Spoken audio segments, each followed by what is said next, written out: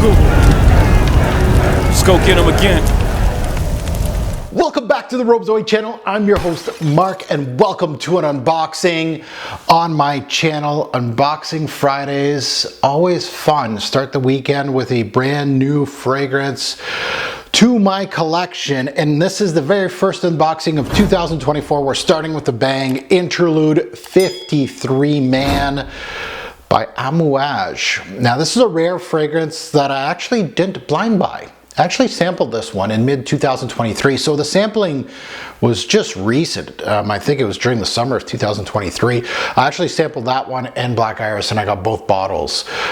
So I do have a sampling samples video on this one, so if you want to see a more in-depth, because this is more of an unboxing and kind of like reacquaint myself with the introduction of the fragrance, basically. But the sampling samples is, you know, 1 to 2 days of wearing, maybe 3, depending on the size of the sample. I believe it was a Lucky Scent sample, so 2 days maximum, but at least you get the dry down. You get a lot more information from me. The seasons I think is best for it, longevity, projection, things like that. Really good information. But the one thing to grasp is on that sampling sample, I gave this scent a perfect 10. Now, a perfect 10 score off a sample versus a fragrance review of mine is like night and day.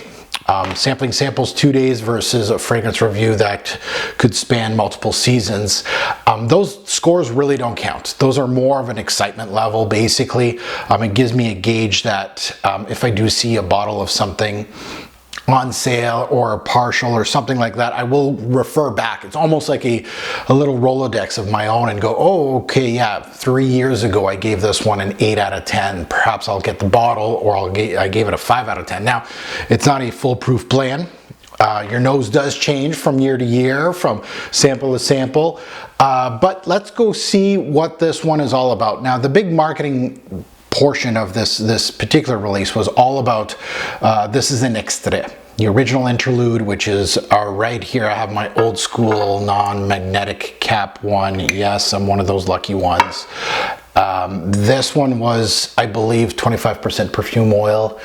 I might be off a couple of percentage points, but it was high, like mid-20s, and this one has, obviously, because of the name, 53%, which is unusually high, actually. Now, that does not mean this is going to perform much better than this one. It might be actually a different case, that this one right here outperforms this one in regards to projection and longevity.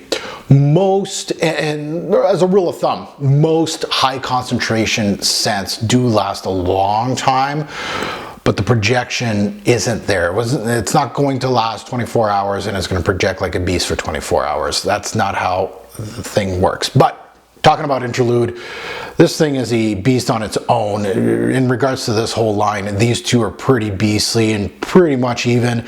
I may get a little more performance out of this one, but again, I had the bottle. I've had this bottle for a long time. I don't have a bottle of this yet. Now I do.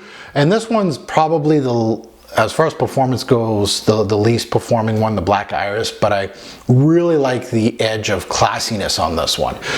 So I really appreciate, first of all, that they brought back Pierre Negrin, which is the original nose for this one, which was and again, the creative director was Christopher Chong, so the new creative director could have said, no, we're gonna go with someone else. I really appreciate that they went back to Negrin with this one. So let's unbox it. Let's talk about it a little bit and give you my thoughts, but really exciting first unboxing in 2024. Beautiful scent from what I recall, and I'm happy to finally finish the Interlude trifecta. I've been eyeing this for a while. I don't know if this is the first box that I got like this. I think this is their new boxes. Oh my, that is that's gorgeous. I don't know how I feel about these new boxes. I guess, I don't know, they've changed their packaging quite a bit with this new creative direction. It's like, make up your mind. Honestly, not a big deal, but wow, this is gorgeous. It pulls a lot of the gold from this one, eh? Yeah. So the font's different in the front. The bottle is absolutely stunning. Holy crap, way nicer in person. So let's delve into this. It is going to be my scent of the day today. I am going to put it on strip, and people are going to hate me that, oh my god, he's put more than 2 sprays of Interlude 53. Is he crazy? I'm staying in today. No bother here. The only person that's going to complain is my son, and I don't think he's going to mind. Oh, yeah. Oh, that's good. That is so. Oh yeah. Maybe I oversprayed. I'm tasting it a little bit.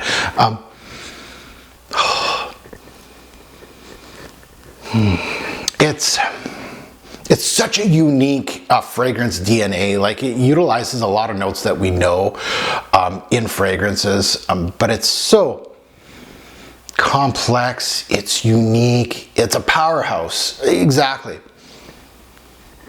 The spices, the herbs in here are unique to the Interlude DNA. Still here. That dried oregano note is still there, and it really makes this scent what it is. There's smoky aspects here, and the smoky aspects with the dried oregano almost makes you think of like almost tobacco-ish, like a dried shisha. And then there's like a little bit of the piquant from the pimento. There's some woody aspects. It's much lighter on strip. It's much better on my skin. I love my skin. My skin is always crushing what's on the, yeah. There's some woods. There's a little bit of sweetness here from the ambery glow. There's some resins, of course, from the labdanum, the incense, smoke. It's sweet, it's herbal, it's spicy, it's resinous, it's balsamic, it's oily, it's woody. There's a nice leather note that's going to come through more in the back end. I recall in my sampling samples, I said the leather was much stronger, of course, most likely from the labdanum, this leather note. And you know, it's funny that they picked blue as the color. I'm sure there's a story behind it. I haven't looked into it, but really this is not a blue scent. The colors I'm thinking, like rusty red, to a almost like like, it's not green, but it's like dried oregano, right? So it's kind of like almost a brown green hue, like dried green, green brown, and black. A little bit of, yeah, rusty orange red. The black is like from a leather. Really gorgeous scent. Pretty close to the original, honestly. I can't wait to really delve into it now that I have a bottle, like I can overspray like I did today. Yeah, this is giving off the herbal touch. It's giving out actually more sweetness than I'm actually getting on skin. Skin, it's more resinous, it's darker, it's denser. Here, it's almost actually sweeter. But I recall in my sampling samples, and again, this just brings back a whole bunch of scent memories from the original. It's just gorgeous. Redundant release for somebody that has like the original bottle that I have. I don't know about the new bottles. I haven't tried a brand new Interlude bottle. Very close to almost a redundant purchase, yeah, but I'm a collector, right? So this is what I like. I like to do this. And I don't know, like flankers in the niche realm, I don't know how I feel about it. They're doing a pretty good job with this line, personally. I do like it, but I feel like this one, with my honest take, if you got this one, and you still got the bottle that I have, would you fork out the mega big bucks that this one's going for? No, especially if you're not a collector. I'd say no. That's an honest take. That's a guy that didn't get a free bottle. It's good, yeah, it's a very solid release. Now, would you compare this to Interlude that's now on the market? I don't know the changes, so I can't tell you. That's up to your nose. You get your test strips, you get it on your skin, you wear them, and then you decide, is this worth the extra money? That's a smart way of purchasing. But if you're a collector like me, it's almost, I had to get this because it was so different. It's not that different, but it's different enough that I wanted to get this. And then once I got these, like the collector in me is like, I gotta get the third bottle. And the bottle looks great. They look so good.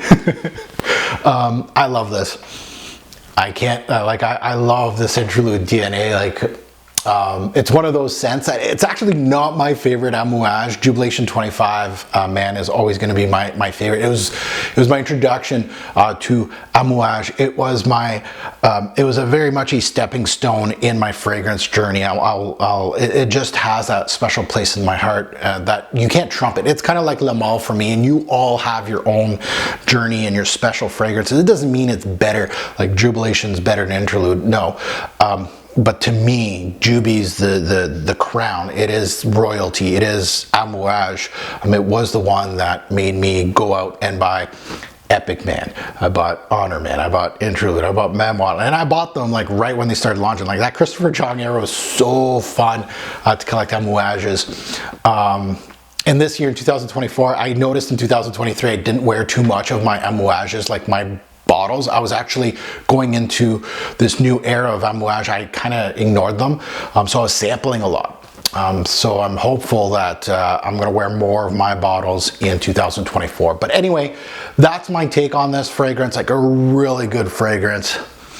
You can't poo-poo it as far as fragrance wise. It is unique, DNA, beautiful.